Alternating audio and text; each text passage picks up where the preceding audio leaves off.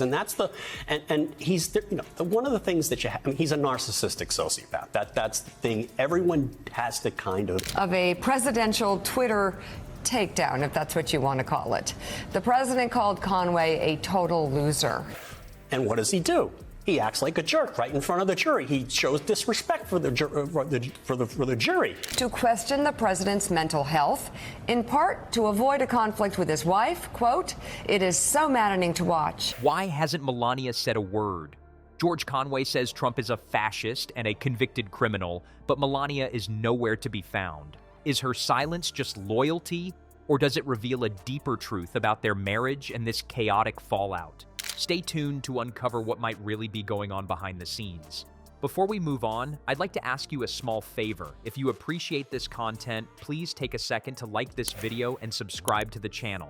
Over 98% of you watch the videos without subscribing. It costs you nothing, but it makes a huge difference to us. So, did you click the subscribe button? Great, thank you so much. Now, back to the video. George Conway didn't hold back.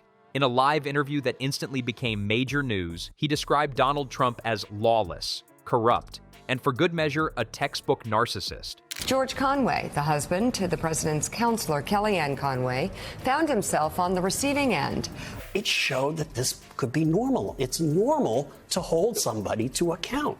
Not exactly the kind of feedback you'd want to hear on national television. Conway, who's made a name for himself as one of Trump's fiercest critics, didn't just stop at throwing labels around. He laid into Trump's entire personality like he was reading out of a psychology textbook. And then came the kicker. Conway accused Trump of having a personality so extreme that it compels him to act in fascist ways. Yeah, he dropped the F word, live, on TV. Talk about hitting below the belt. Of a presidential Twitter takedown, if that's what you want to call it. The president called Conway a total loser. Got these jurors. No, he can't help us. I mean, he hate watches this network, right? He can't, he might be watching right now and. Of course, Trump doesn't take kindly to anyone messing with his image, especially when it's coming from Kellyanne Conway's husband of all people. Trump's response? Pure high school drama. He fired off a storm of insults on social media, calling George a loser, questioning the state of his marriage, and tossing out childish jabs that could have been ripped straight from a lunchroom argument.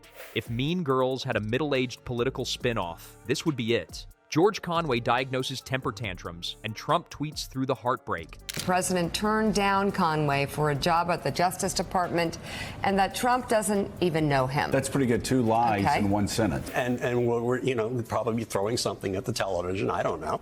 I mean, he can't help himself but emotionally react to things. But Conway wasn't just dishing out insults. He unloaded a list of accusations about Trump's ethics, or lack thereof, predicting that his legal troubles would be the real downfall. Conway even pointed to the classified documents case, calling it Trump's Achilles heel. And then there was the infamous draft plan Conway compared to the 1930s German Enabling Act. That drew gasps. The idea that Trump might have been planning something similar to give himself unchecked power was wild enough to startle even seasoned historians. Conway wasn't throwing shade, he was setting off alarm bells.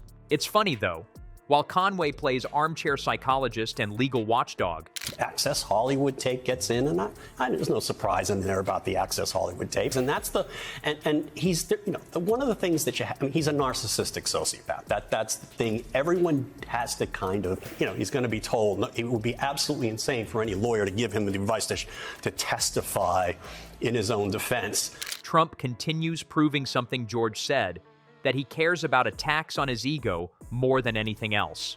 The back and forth was personal, bitter, and way messier than your average political feud. But buried in all this drama were cracks in Trump's carefully crafted image. Conway's words didn't just land. Your lawyers are making you look scared, Or guilty. Or guilty, right. But then, what's going to happen when somebody like me goes on the show like this and says, Donald, you're scared. They exposed nerves Trump clearly didn't want anyone touching, and as Trump raged, where was Melania? That silence may be even louder. While Trump and George Conway were busy exchanging insults and setting social media on fire, Melania Trump was nowhere. And let's be honest, this isn't the first time she's pulled a disappearing act when things got messy for her husband. But something about this felt different, almost too quiet, even for her. Let's break it down. George Conway wasn't just dunking on Trump's legal troubles and calling him a narcissist. He is unwell, and that's why he can't follow. He's not going to be able to follow his lawyer's directions.